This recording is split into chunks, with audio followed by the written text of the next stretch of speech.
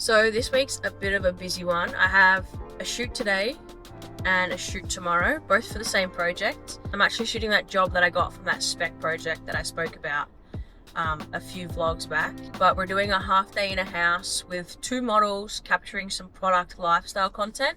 And then tomorrow we're in the studio capturing some product hero shots just with a hand model. So I hired Heather to work alongside me to shoot photos for this project, and I'll be doing video, so I'll bring you along and show you a bit about the process. So as I'm editing this vlog, I actually realized that I can't talk about the product and I can't show you the behind the scenes from the shoot because the product hasn't launched. Lol. Since starting the vlogs like a month and a half ago, I had been so consistent, and then I just had like 2 weeks straight of just like no motivation to shoot personal content, no motivation to do much work. And I think it's because I have a lot of projects in pre-production right now. I don't have a lot in the pipeline of editing, basically. When I don't really have a project that I'm really excited for, that I'm currently like in the thick of it, like shooting or editing, I just don't want to do it. I know how important pre-production is, but I get so freaking bored doing pre-production. Like, I procrastinate it like crazy because I just don't find that part necessarily as fun. But I have just started pre-production for a really, really cool project. It's going to be with a retired athlete. She's an ex-Olympian. She's a gymnast. She's freaking cool and she's got an awesome story to tell. So I'm going to be starting to shoot that hopefully in the next few weeks. So that's going to be really fun. But I'm just like in the thick of pre-production with that one right now. So for this shoot, I was on the FX3. Normally I rig out my camera before the shoot just so I can go to set and it's ready for either vertical shooting or horizontal shooting. But I messed up with this one. I accidentally rigged my camera to be horizontal shooting, but it was supposed to be vertical. So I had my massive 7-inch monitor. I had my FX3 Cineback, which is just not a great rig build for when shooting vertical because it's just like a monstrosity. Like, have a look at how ridiculous this rig looks. Obviously, I was able to make it work, but something I am going to do is figure out a way that I can have a horizontal and a vertical build with essentially the same starting point.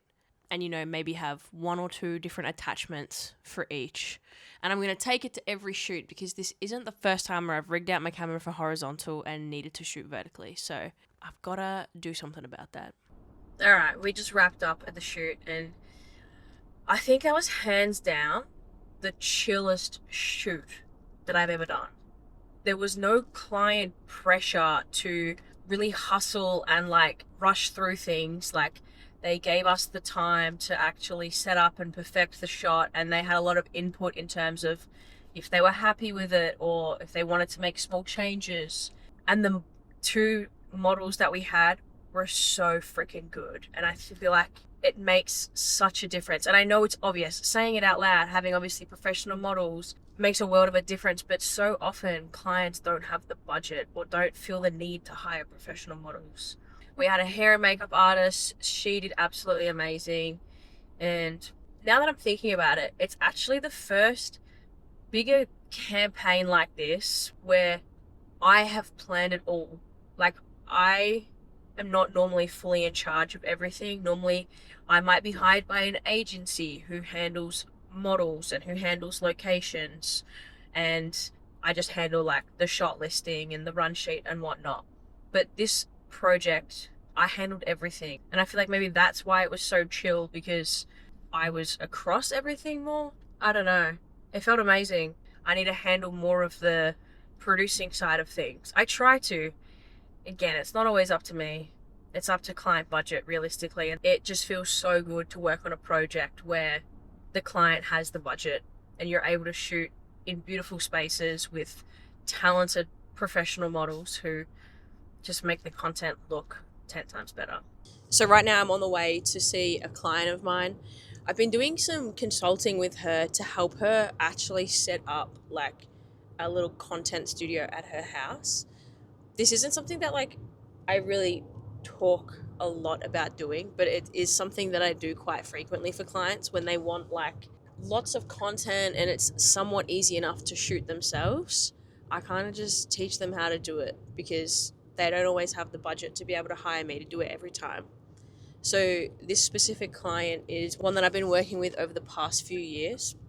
She has a fitness app and we always just shoot like bulk exercise videos, and it gets to a point where she's like constantly coming up with these new ideas that she wants to add to the app, and she needs to hire me every time. So she's been wanting to do it herself, so I told her a bunch of equipment she needs to go buy, and I'm heading to her house now to teach her how to set it up and sort of what she needs to consider when filming, and if things go wrong, how to sort of like navigate that in the moment. But yeah, that's something I do every now and then with clients or with other creatives as well who need help with just specific things in their business. So mentoring is something I find a lot of enjoyment out of because it's just, I basically just get to nerd out and talk tech and just help other people. So it's good fun.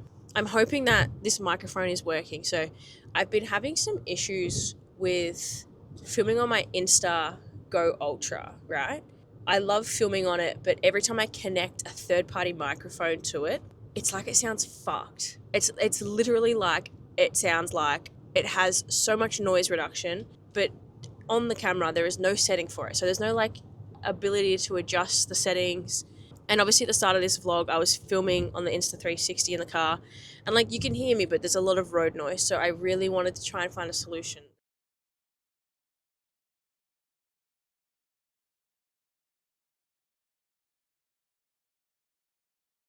So this week's a bit of a busy one. I have a shoot today and a shoot tomorrow, both for the same project. So I found out that this mic here that I'm using has internal recording. It's the microphone that I got with my Osmo Pocket 3. And so I'm planning on just internally recording with this, clap syncing at the start whenever I'm filming, and then matching the audio in post so that the audio comes from this, but it's not directly connected to the Insta360 because otherwise it just sounds like arse. So hopefully this is sounding a bit better. I was doing a test yesterday and the microphone just randomly turned off. It's currently still on, so I've got high hopes.